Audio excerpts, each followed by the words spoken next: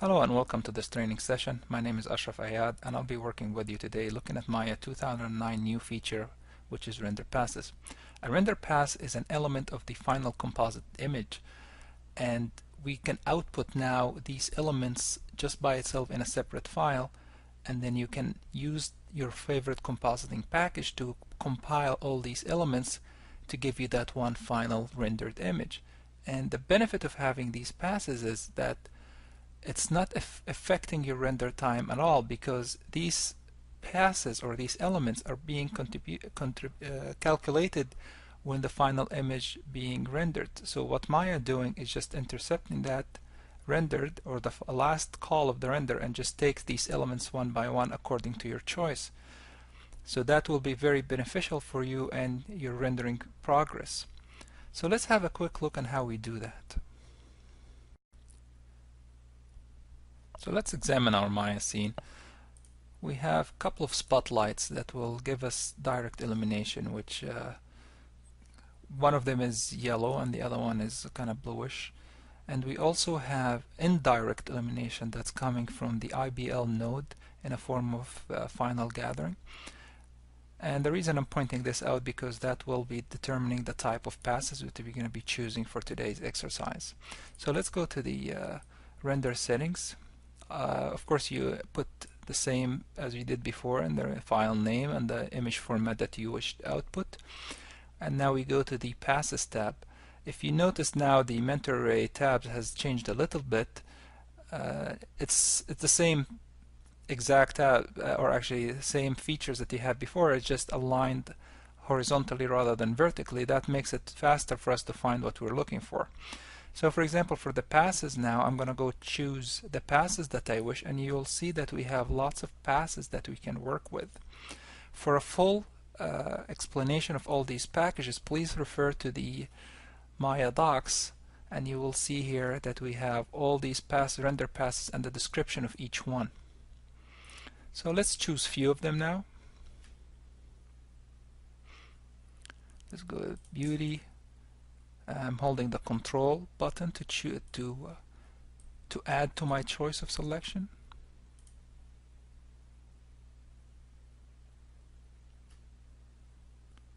Once I'm done with my selection, I'm just going to hit create and close. Now all these passes are waiting here in the scene passes. So the scene passes is just the passes that I've chose to contribute to the scene.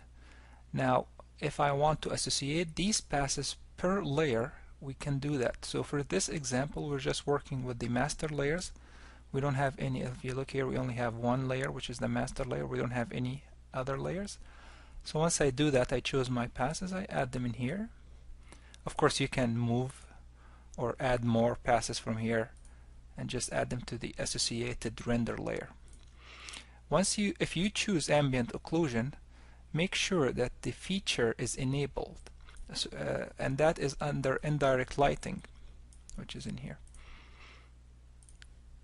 Alright, so once all I've done is just added the passes that I wish to contribute to this particular layer, and that's it pretty much. All I'm going to do now is go to my render view and just hit render.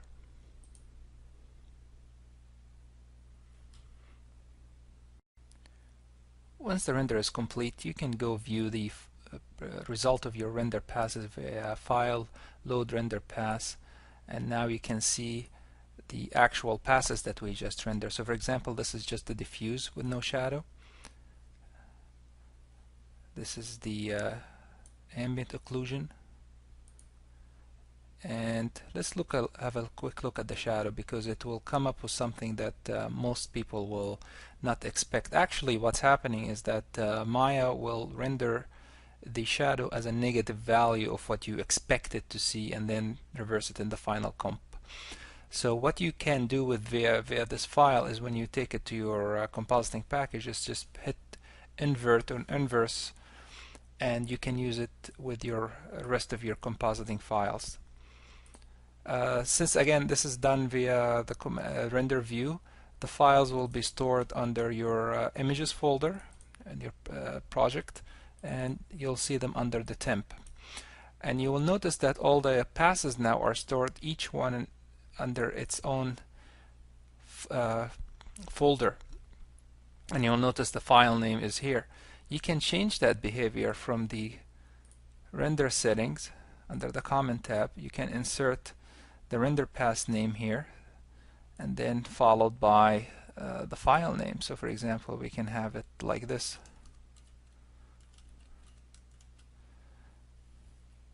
And now when we render, we will have the file naming convention is the file name that we just assigned, for example, Ford car, and then followed by the render pass.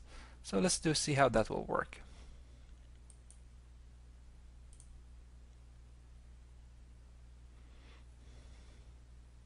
Now let's examine our rendered files. You will notice them, they will be stored under the images folder, and they will come up as we expect, the file name followed by the render pass name. So for example, this is the ambient occlusion, and the coverage is a silhouette of your render. The depth, which is a Z depth. The direct irradiance, and if you remember, we had two lights, one is yellow and one is blue, and this is what we're seeing here, the contribution between the two lights. So this is the direct irradiance.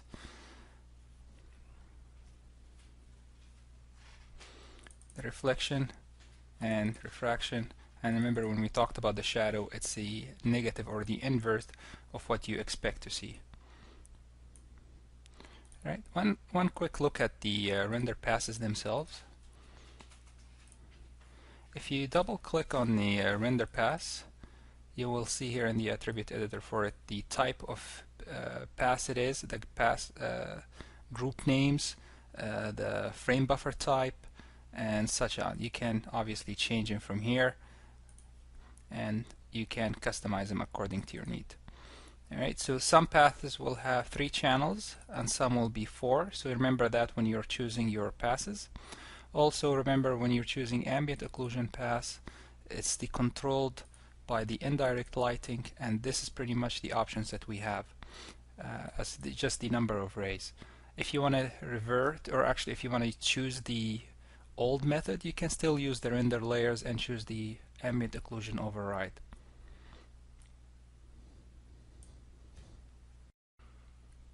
Now let's have a quick look at our render passes tokens. We already covered a little bit here than when we placed the render pass name. You can have more options by right-clicking and choosing the token of your choice. We have few of them here. Also, if you already had passes added in your associated pass section, that means MentorRay will export or will render out passes. If you flip to an OpenEXR format, you will notice that this becomes, a frame buffer naming becomes available for you, and Automatic is actually naming that according to here. If you can read it, render pass type, render pass camera. You can also flip to custom and right click and insert your token. All right. So let's flip to something simple here. We're gonna go with JPEG just for this example, and you can see now this becomes disabled because you're not outputting buffers here. It's only for our OpenEXR. And let's remove all these passes as if we're starting from scratch. Alright, so for this exercise we're gonna associate the lights. We want to see the light contribution actually per light per layer. So for example, we're going to place light 1 with the file, with the objects and the car and the scene, and we're going to put it in a different layer, and we call this light 1. Now let's do another one for the second light, and now we have 2 layers. These are render layers. The render layer should be used to a way to organize your scene parts. So for example, in this scenario, we want to see what is the light contribution for this particular scene. I want to output it as passes, and we'll see how to do that now. So all I've done right now is I have 2 render layer. One has light 1 in it, and the second one has light 2. So let's go to my render passes, and I'm gonna choose, actually let me remove this here when we start from scratch, and I'm gonna use here the diffuse without shadow, and let's get specular as well. So I chose 2 passes, and I can use pass prefix and suffix. So for example, I want to say this is light 1, and it will end up with the naming convention that is called podcast. And I want to create a set that will combine these two under that one name, and I will call this light 1 pass. Create and close. So now you will see I have the naming comes out as I expected, and I have a set that says set light pass 1, or light 1 pass. You can obviously add these two in here and say, alright, add them to my passes, but since I already grouped them under this one set, I can just add the set. And you can go to your window relationship editor under rendering sets, render pass sets that is, and you will notice that now this light 1 pass has the naming, or actually the 2 passes that we chose, and they come up named correctly. So I can do another one, for example. Sorry, let's go to light 2. Now remember, I'm adding the render pass, or the passes that I've chosen according to the layer. So light 1, which is the layer that is called light 1, has these 2 passes. Let's go to light 2, which is that layer name, and I'm going to create this. I'm just going to rename this to be light 2, and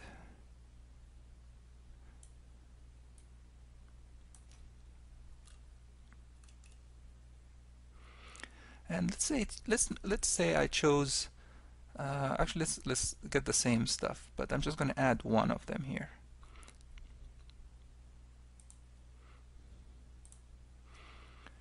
So I have the pass set and just one layer. But what if I want to add another one but without a set? Let's say, which is the diffuse without shadow here. So now this diffuse without shadow is not associated with this light 2 pass. So I can easily fix that by going to my relationship editor, and I see here light 1 pass has these 2, light 2 pass only have this one, so I can just press shift and I've just added it to the set. Alright, now for light 2 render set, render layer, I'm adding this pass set. Actually, I can rename that to make it easy to read.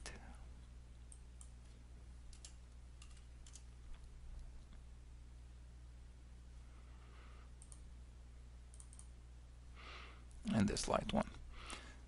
Going back to the render layers, so light 1 will have the light 1 pass set, light 2 will have the light 2 pass set. Alright, so all I'm going to do now is hit render batch render, and we'll see the outcome.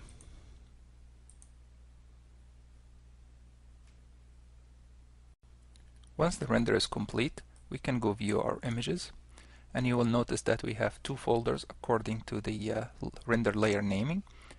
And in light 1, which is that particular render layer, we have the 2 passes plus the master beauty. The master beauty, it will always come out per layer, so it's something to put in mind when you're outputting the passes. So let's say that we're gonna view the diffuse with no shadow for light 1. Remember, it was yellow, or a light yellow color for that particular light. That's why we have this lighting information. And now for layer, or actually light 2, which was the yellow, the blue. So now we have bluish here and the yellow, or the main yellow, in here. So it came out correctly as we expected. Same thing with the spec. So this is how we use the render layers it can be used to output, or actually you can use it the old-fashioned way as you did before, where you right-click and say render layer preset or override and choose your override. Or you can, which something I would recommend, is use it as an organizing tool to put an object or a certain object and for example one light and to output passes. So this way you can have the contribution or lighting information for this particular light on this particular object on this layer. So your render layers should be used as an organizing tool to put or use it to place objects, particular objects on this particular layer. This way you can expand your options when you use your compositing package at the end. Alright, so that was a quick look at the render tokens.